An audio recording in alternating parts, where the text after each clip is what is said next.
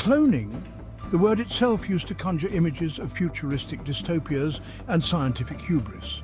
It was the stuff of science fiction, relegated to the realms of Jurassic Park and Blade Runner. But in a remarkable turn of events, what was once confined to the pages of speculative novels has become a tangible reality.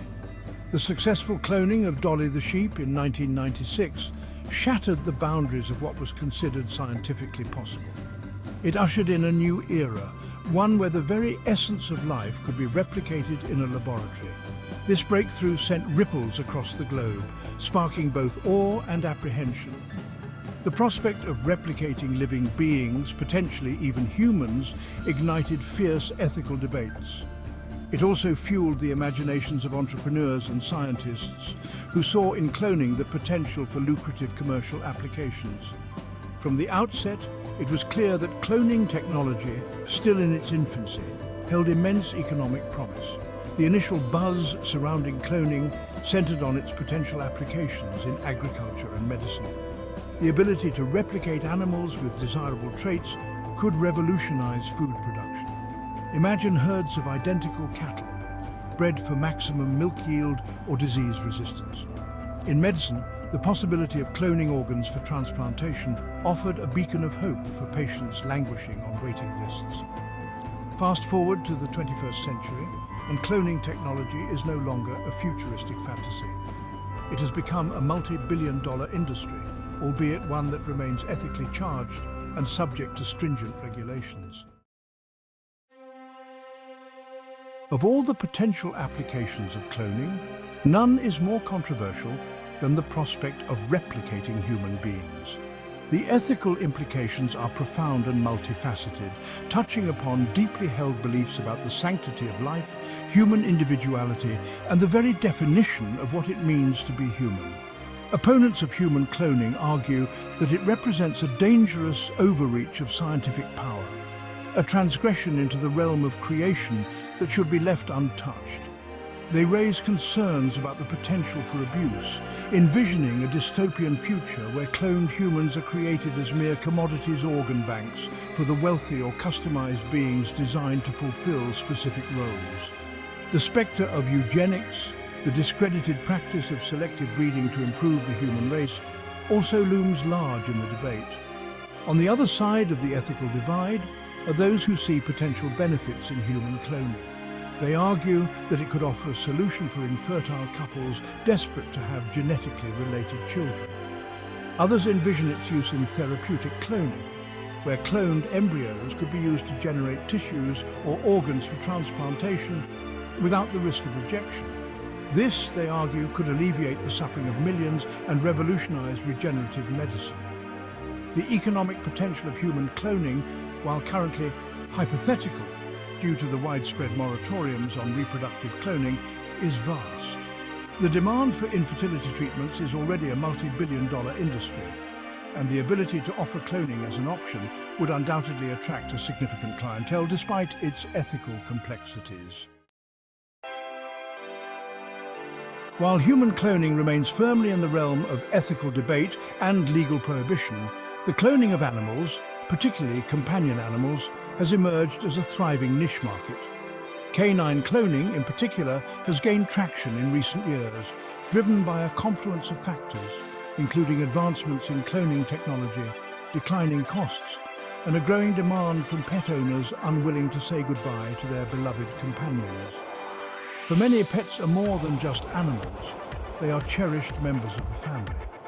The loss of a beloved dog or cat can be devastating, akin to losing a human family member. Canine cloning offers a glimmer of hope, a way to, in a sense, cheat death and bring back a lost companion. While the cloned animal will not be an exact replica of the original in terms of personality and experiences, it will share the same DNA, offering a sense of genetic continuity and a tangible reminder of the lost pet. The ethical implications of cloning extend far beyond the realm of human replication. The cloning of any sentient being, whether a sheep, a dog, or a monkey, raises profound questions about animal welfare, the commodification of life, and our responsibilities to the creatures we share this planet with. Opponents of animal cloning argue that it is inherently cruel, subjecting animals to invasive procedures and potentially painful interventions solely for human benefit. The cloning process itself is still far from perfect, with high rates of miscarriage and birth defects in cloned animals. Critics argue that subjecting animals to these risks for the sake of replicating a pet or creating genetically identical research subjects is ethically indefensible. Furthermore, the rise of pet cloning raises concerns about the commodification of animals. Critics argue that it reduces living beings to mere products, objects to be bought, sold and discarded at the whim of consumers. They worry that the normalization of pet cloning could erode our respect for animals as individuals, paving the way for even more exploitative practices. Section 5. Cloning in the clinic applications in healthcare and pet care. Despite the ethical concerns, cloning technology has found valuable applications in both healthcare and pet care, albeit in carefully regulated contexts. In the realm of healthcare, cloning is primarily used for research purposes. Scientists use cloned animals to study the progression of diseases, test the effectiveness of new drugs, and explore the potential of gene editing techniques to correct genetic defects. Cloned animals offer a unique advantage in research because they are genetically identical, eliminating the genetic variation that can complicate studies using non-cloned animals. This allows researchers to isolate the effects of specific genes or environmental factors on the development of diseases or the effectiveness of treatments. In pet care, cloning is primarily offered as a service to pet owners who wish to replicate their deceased companions. Companies specializing in pet cloning typically require a tissue sample from the deceased animal, which is then used to harvest cells containing the animal's DNA.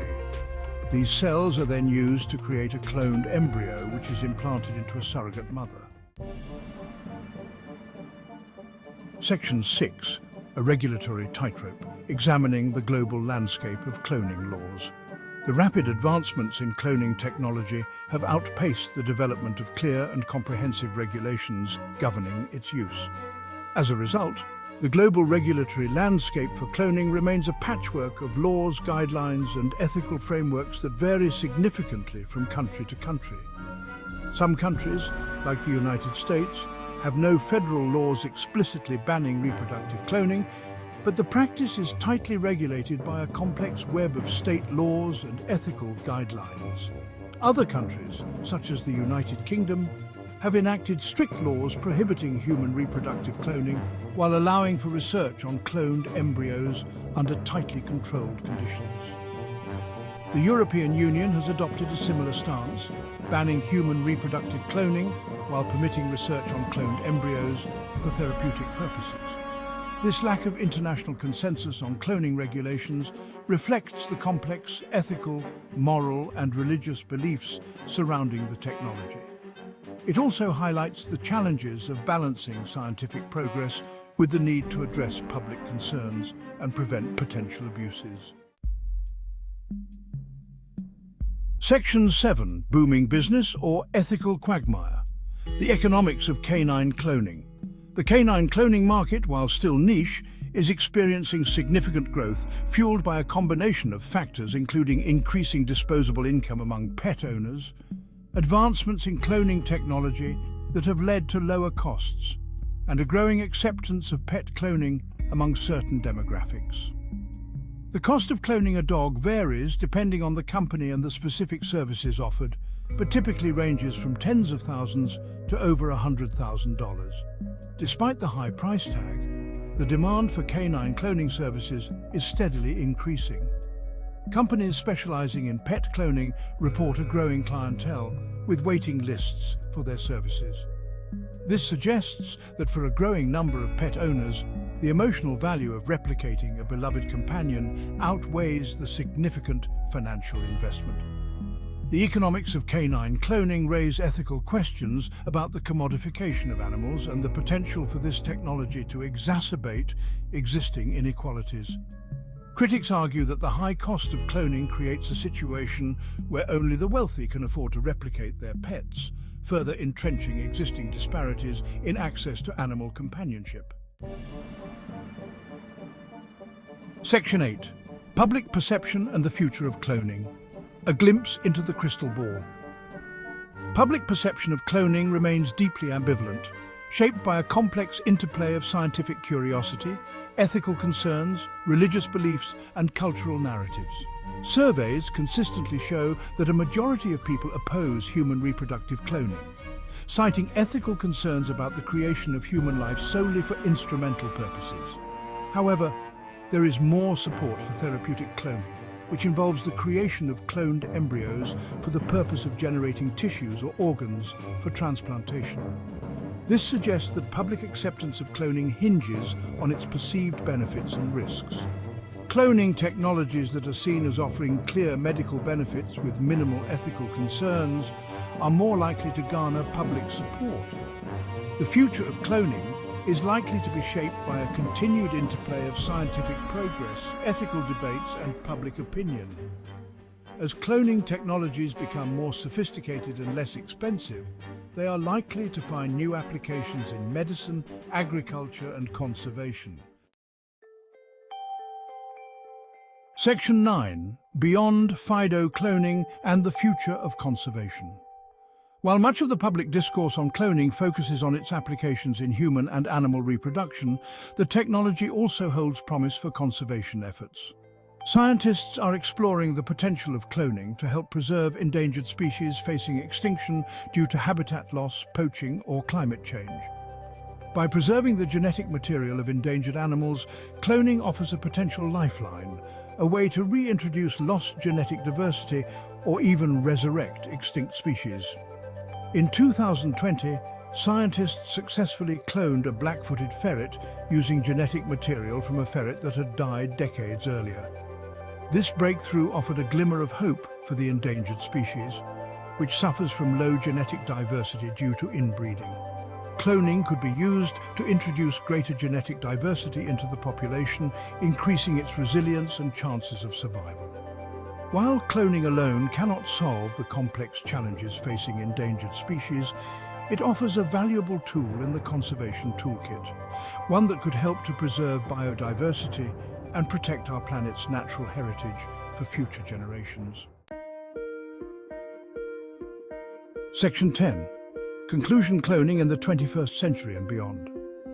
Cloning technology, once a staple of science fiction, has become a tangible reality, ushering in an era of unprecedented scientific possibilities and profound ethical dilemmas. From its potential to revolutionize healthcare and reshape the pet industry to its role in conservation efforts, cloning stands as a testament to human ingenuity and our boundless capacity for innovation. Yet, it also serves as a stark reminder of our responsibility to wield this power wisely, ensuring that scientific progress aligns with our ethical values and serves the greater good.